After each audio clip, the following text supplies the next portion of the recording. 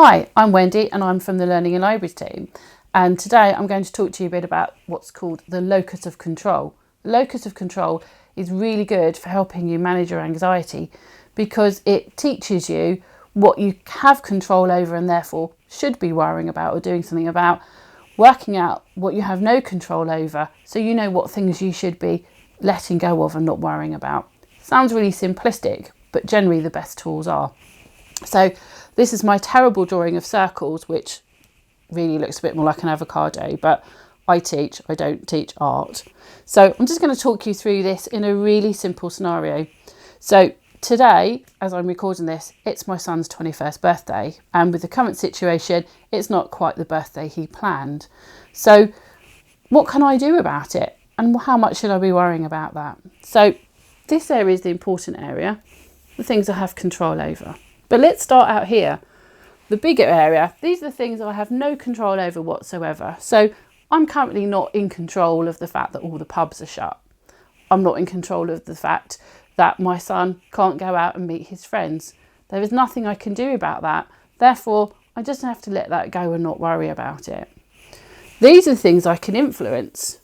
So I can talk to the people in the house with him, his brothers and his girlfriend, and I can say, have you remembered his birthday? Have you got him a card? What have we got at home that we might be able to use to make it feel birthday-like in the house? Fairly simple. I can't tell them to do anything, but I can influence that situation. I can make them think about what's going on, and I feel better for doing something proactive. Now this bit, this is the important bit. This is the section I do have control over. So what have I got control over in this situation? I've got control over the fact that I can do the best that I can do to make his birthday as good as it possibly could be. I can say happy birthday to him. I could make him a cake. I can wrap up the presents that I've got him. I can give him a beer if that's what he wants. All the things that are under my control. Cook him a nice meal. These are the things that I have in my control, and these are the things I should be worrying about because I can do something about it, and that's important. Sounds like a really simplistic model, but you can put this to most situations. So shall we try a different one? Phone calls. Lots of people with anxiety really don't like getting a phone call. So what happens when you get a phone call? Well, you have to make a phone call. Let's think about making a phone call. What do you have no control over? You can't control the way the person on the other end of the phone is going to react. There is nothing you can do about it. You can't control whether you can get through or not. Again, there's nothing you can do about it. So those are the things you need to let go of. What can you influence? You can influence how the conversation goes. If you're worried about not being able to talk about something in particular, you can make notes. You can preempt the call by doing as much research or prep as you can beforehand. But you can't do too much control because there's a second person involved. What can you control in that situation? Pretty much you can control this environment you're in when you make that call. We generally prefer to do it when nobody else is listening.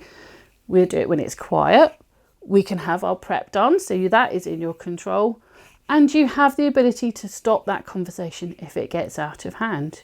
You can also inform the person you're talking to that this makes you uncomfortable so that they can bear that in mind when they're dealing with you. Again, another simple situation.